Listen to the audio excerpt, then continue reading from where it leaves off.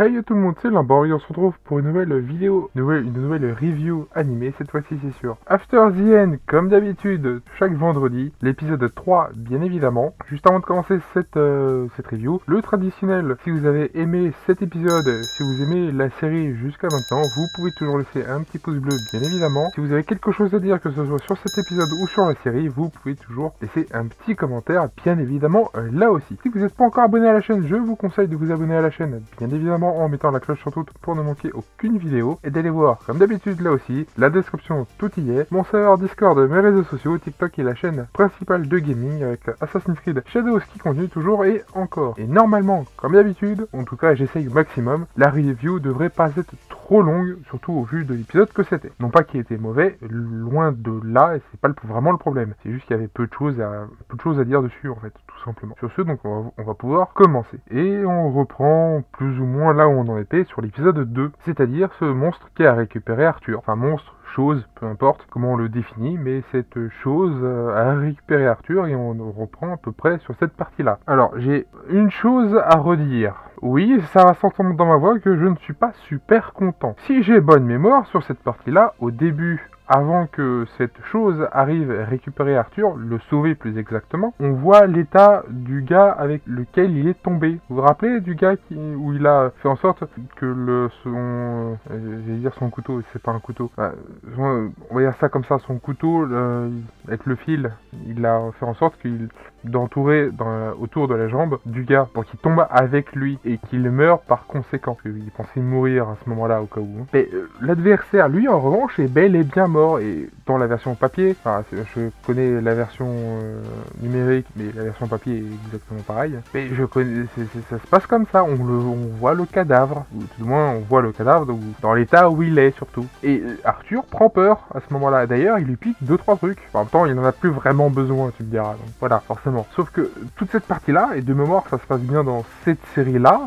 Des fois, il arrive qu'effectivement, je prenne des événements d'autres séries que je mélange avec une autre qui n'ont rien à voir. Des fois, ça arrive, mais là, si j'ai bonne mémoire, on dit que ça se peut que ce soit le cas, mais si j'ai bonne mémoire, ben ça se passe comme ça. On le voit, il prend peur, il lui pique 2-3 trucs suffisamment pour pouvoir survivre, et puis t'as cette chose qui arrive et qu'il le récupère et qu'il le sauve. Où est cette partie? Alors certes, montrer à un enfant un cadavre, c'est pas super top, surtout dans l'état où il est. Je consens complètement à ça, hein, c'est pas de problème. Le problème, c'est que étant donné qu'il est tout seul dans la forêt dangereuse, cette forêt au passage, et que pour survivre, il a pas vraiment le choix que de le fouiller un peu, prendre un sac, un ou deux couteaux, enfin ce genre de trucs, ou récupérer son couteau au choix.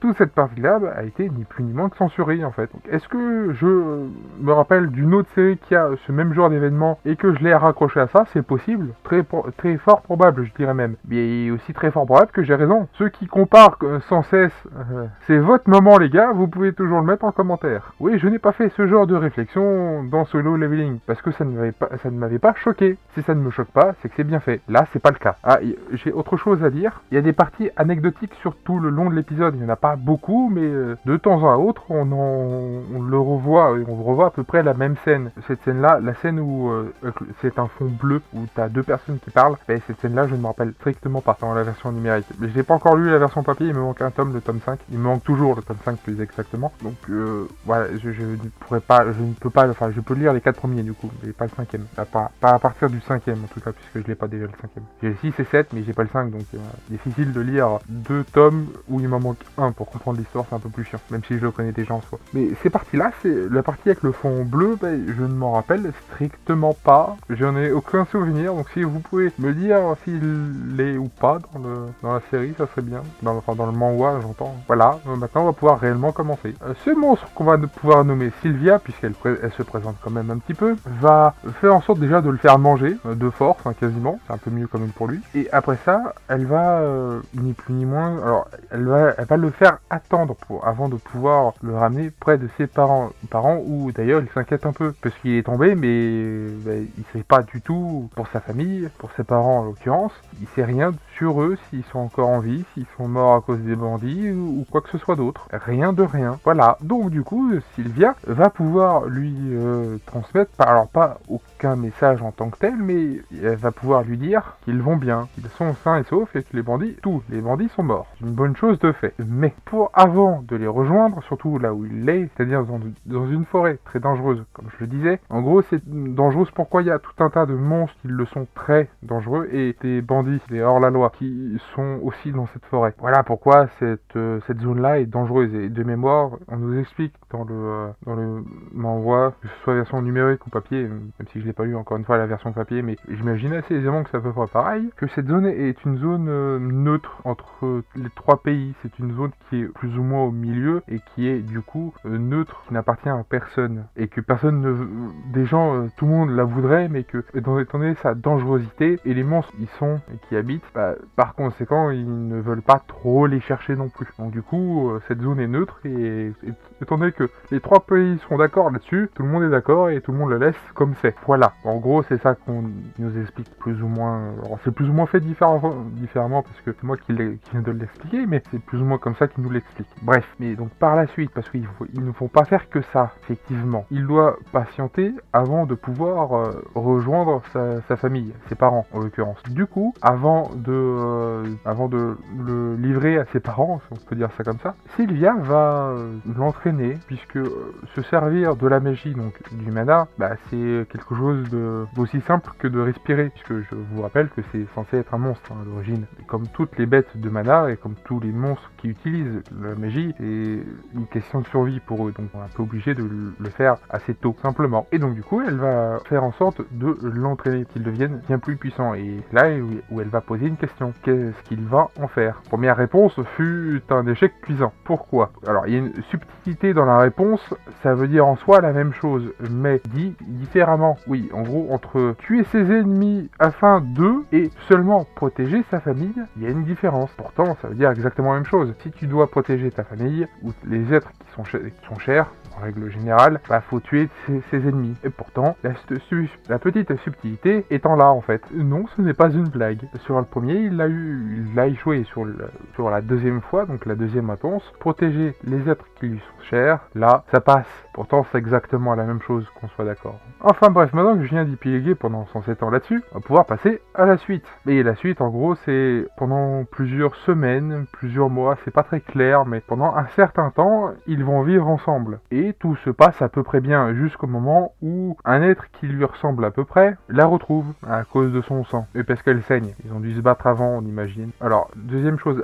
sa première apparence, je vais venir juste après pour la seconde, mais la première apparence, sa tête me dit quelque chose, oui. Par contre, le reste de son corps me dit strictement rien. Quand je dis sa première apparence, c'est celle qu'on voit dans un premier temps. Et d'ailleurs, l'autre qui arrive juste après, ça ne me rappelle pas non plus de cette partie-là. Je me rappelle qu'il y a eu un combat, oui. C'est pour ça que d'ailleurs, elle fait en sorte que Arthur se barre à un moment donné. Oui, mais même sur cette partie-là, c'est pas clair. J'arrive pas à me rappeler de ça en fait, de cette partie-là comme ils nous l'ont montré. J'ai l'impression qu'il y a eu plusieurs changements à plusieurs endroits et ça a une tendance à me gêner un peu. Alors est-ce que j'ai raison ou non? Ça je ne sais pas et j'ai pas envie d'aller vérifier non plus. Oui, j'ai énormément la flemme pour le coup. Surtout si pour savoir si j'ai raison ou non. Mais j'ai cette impression. Au pire, vous pouvez toujours me le lire en commentaire. Mais pour moi, je me rappelle surtout de personnes qui la chassent et d'humains, j'entends. Pas un autre monstre qui lui ressemble. Enfin bref, c'est un détail. Si je m'arrête à chaque fois où j'ai l'impression qu'il y a eu un changement, l'épisode va faire 107 ans au cas où. Il y a donc ce fameux combat et on voit enfin sa véritable apparence, sa vraie apparence, qui est un dragon. C'est un dragon, oui, bravo. Alors d'ailleurs, normalement, elle lui explique aussi pourquoi de mémoire là aussi, elle lui explique pourquoi elle s'était mise dans une autre forme, pas qu'on la reconnaisse. Mais j'ai pas envie d'épiloguer, que si vous voulez le savoir, allez lire en version physique ou en numérique l'histoire, hein, tout simplement. Allez le lire, que ce soit en format papier ou non. Voilà. Oui, en gros, je vous laisse vous démerder. Oui, parfaitement. Et c'est donc pendant un certain laps de temps assez court où elle arrête le temps et elle va lui donner plusieurs choses. Oui, elle fait ça pendant le combat au cas où.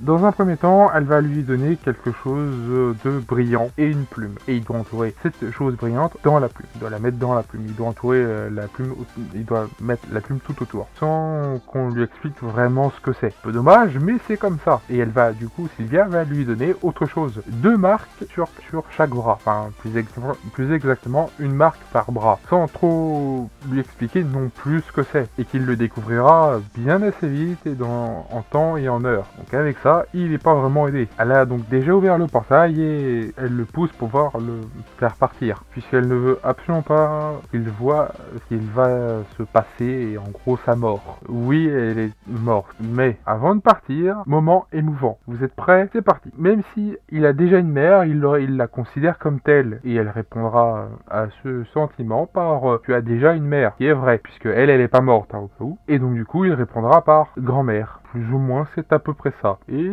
ça va lui faire quelque chose. Elle va bien apprécier son surnom. Son petit nom pour elle. Oui, c'est quelque chose de plutôt basique pour nous, mais pourtant qui veut dire beaucoup pour elle. Même si elle va le faire répéter et qu'elle va de toute façon mourir juste après. Juste après qu'il soit parti. Et il est en plein milieu de la forêt. Et au passage, oui, une fois qu'il est passé le portail et que le portail est fermé et qu'il ne voulait pas la laisser de côté, même si techniquement il n'est pas assez fort pour pouvoir la défendre, elle meurt. Et lui se retrouve du coup en plein milieu d'une forêt, paumé complet, avec cette chose qui l'a entouré d'une plume. Et ça se termine comme ça, il entend un bruit qui est derrière lui d'ailleurs au passage, et il se retourne et on ne sait pas ce qui se passe après. Alors je sais ce qui se passe et au vu de ce qui se passe, j'ai bien peur qu'il modifie légèrement ce qui va se passer. Normalement ils sont pas censés, on aimerait que ce soit pas le cas, c'est pas censé être le cas, mais je commence à connaître, ça fait 3 épisodes, bref, passons. Donc si vous avez aimé cet épisode, vous pouvez toujours laisser un petit pouce bleu. Dans le cas contraire, mettez un pouce bleu si vous avez aimé